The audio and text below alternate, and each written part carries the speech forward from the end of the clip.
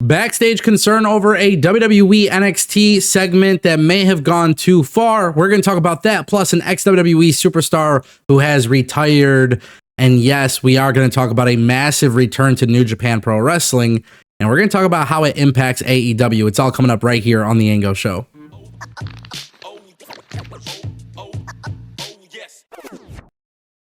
Hopefully you guys are all having a great week. I want to kick things off with Kenny Omega because it looks like Omega is coming back to New Japan Pro Wrestling.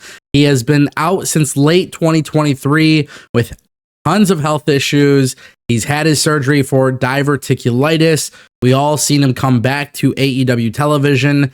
And during that segment, he was also kicked off of television due to the Elite's takeover. Now New Japan Pro Wrestling has announced that he is returning to the company for a special appearance. And this will be at the Edion Arena in Osaka. He is going to be making a special guest appearance. And we all seen that clip of him having a reunion of some sort with Hiroshi Tanahashi. What's really interesting is at the same time this is being announced, he's actually publicly talking about an interview, like in an interview with New Japan Pro Wrestling. He's talking about the concept of Forbidden Door basically being like kind of not special, right? And it's a really interesting thing because Kenny Omega was a very, very integral part of New Japan Pro Wrestling. When he founded AEW with Cody and the Bucks and Tony Khan, he was also a very big integral part of getting that relationship with New Japan restored. And they were able to do that. They were able to come together with New Japan and create that partnership. I actually do agree with Kenny Omega's statement. If you guys don't know what I'm talking about, he says, I think that the concept of the Forbidden Door now that the door has sort of been booted wide open, the way I used to picture the Forbidden Door, picture the cartoony door at the pearly gates, you know what I mean? It's like you need that special permission to open that thing up. Now I just feel like it's a revolving door. He's not bashing AEW, he's not bashing New Japan, but basically what he's saying is that it did lose a little bit of that specialness, which I do agree with, but I do think Forbidden Door is a good thing for pro wrestling. I mean, anytime wrestling companies work together, it's a great thing. Do I think the build up to the pay-per-view could be significantly better? Of course, but I do think when I see Kenny Omega going to New Japan, I think we are going to take a look at this company and we're going to see them revolutionize their relationship. I genuinely believe Kenny Omega is there because they are going to have something groundbreaking to announce in the near future. What does that mean? I don't know. But one thing I do want to say is in Japan, AEW is available on New Japan Pro Wrestling's NJPW World app. Maybe Kenny Omega and Tony Khan can get New Japan Pro Wrestling on Max streaming service. I don't know. I'm just kind of spitballing, but I'm glad to see that Kenny Omega will be making an appearance there. Hopefully it means we'll get some sort of announcement or something sometime soon.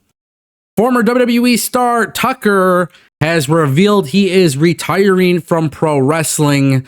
This was a very interesting thing that we've all, guys, Tucker was part of the WWE. He was part of Heavy Machinery before Otis started getting some success with Chad Gable. Tucker and Otis were absolutely awesome as a tag team. Tucker confirmed in a new interview that he is retired from professional wrestling and he has no plans to return. He says that he's focused on his role as a high school wrestling coach and spending time raising his two kids. This is obviously a very interesting story because we had recently seen clips of them reunited. We had seen clips of Tucker in a wrestling ring training. A lot of people were wondering if this potentially meant that WWE would bring him back, which could make a lot of sense because Otis currently in WWE, he's doing some comedy stuff with Akira Tozawa and then obviously with Maxine. But you would have to wonder if WWE was going to bring them back because they're trying to beef up the tag team division again. Tucker and Otis were fan favorites. And obviously, when you look at WWE's tag team division, it could benefit from even more tag teams. So the fact that he's calling it a career tells me those rumors are obviously not true, which is a little bit unfortunate. The thing is, there's a lot of guys in professional wrestling, and this is really what I analyze about tag teams. There's always that one guy that's in a tag team that is clearly more over than the other partner. And Otis was the guy with a little bit more personality. Otis was the guy that was a little bit more of a fan favorite. However, Tucker was one of those guys where he was very complimentary to Otis in the ring. And when you have tag teams like that, that's actually a really good thing. And I think Tucker, I mean, he made such a transformation body-wise and everything like that. So it would have been really cool to see them come back together, at least for a tag team championship run.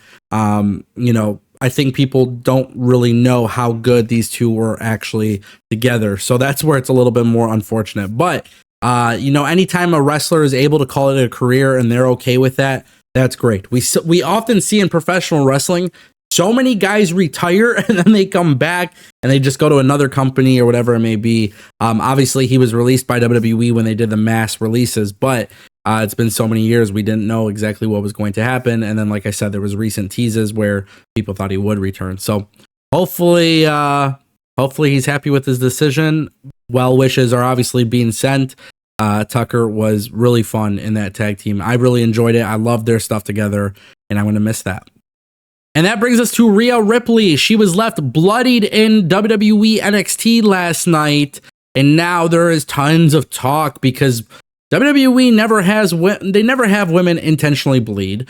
Also, this is WWE NXT on the CW, so a lot of people were thinking, how did WWE clear this with the CW? Corey Brennan of Fightful Select has now revealed the internal reaction was that there was some concern internally in NXT about the amount of blood shown during Rhea Ripley's segment in the parking lot. But it was actually given a green light by a higher power on the brand. Further clarification is that the green light either came from Shawn Michaels, Triple H, Lee Fitting, or a CW executive. This is massive stuff, because if Triple H or Shawn Michaels or Lee Fitting are approving this, they're probably not going to approve it without the approval of somebody from the CW. If a CW executive approved this, then that means WWE has a lot more leg room to do more stuff like this. It is not very often that we get segments like this, but having Liv Morgan and Raquel attack her backstage, I mean, just a lot of props to WWE. This happened on NXT. The reason why Rhea Ripley was there, because Zarya was making her debut. It just makes a lot of sense, right? Like, she's there on television. And obviously they both come from Australia. They both have a background together. So the cool thing is leaning into that while still telling a story that is involved on Monday Night Raw. It's just like a really nice cohesive connection between two shows. And I really love the fact that WWE approached it like that. For Rhea Ripley, you know, this is a great storyline. Can't wait to see how it concludes. And, you know, I'm glad to hear that WWE, even though there was concern, I'm glad that WWE is able to do stuff like this, because nobody really knew what the CW would allow. And that's the reality. Ladies and gentlemen, that is the Ango Show.